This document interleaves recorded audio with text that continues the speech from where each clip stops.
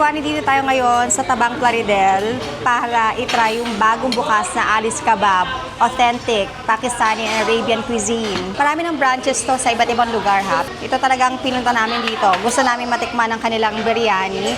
Pakistani special? Yes, Pakistani style. Karak chai, Pakistani special. Ito daw mismo yung timpla. Meron siyang lychee seeds. So ito yung hummus with parata. Ayan, mainit-init pa. Masarap din i-dip ang parata sa beef masala. Pwede siyang pang-ulam, pwede rin siyang pang-dip.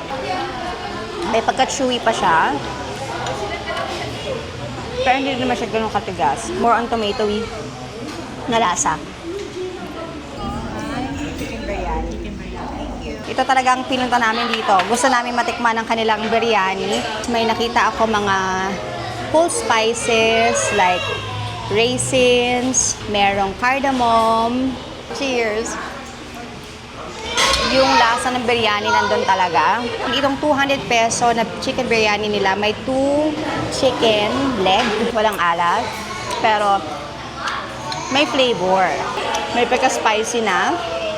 In between siya ng dry and moist, pero more on dry side siya. Pero hindi siya totally dry ha. Order kami ng beef paya, yung kanyang pangalan. That is something na hindi pa namin na-try ever.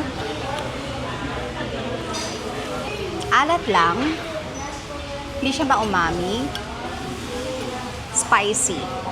Para siyang gotong Batangas natin. Soft opening nila today until Sunday. Meron silang promo na buy one take one shawarma. Isa to sa mga pinagmamalaki nila. Arabic shawarma. Merong syempre meat, veggies, meron ding fries. Pakistani mismo yung nagluluto. Nice. Ang total na nakain namin is 1,390. Ang pinaka-pack sa akin, yung kanilang chicken biryani, yung kanilang shawarma, samosa, hummus, parata, definitely yung kanilang karak chai. Kung gusto nyo matry itong bagong bukas na biryanihan dito sa Plaridel, nalito lang sila sa Barangay Tabang, along Cagayan Valley Road, sa mismong kanto ng Roca Complex.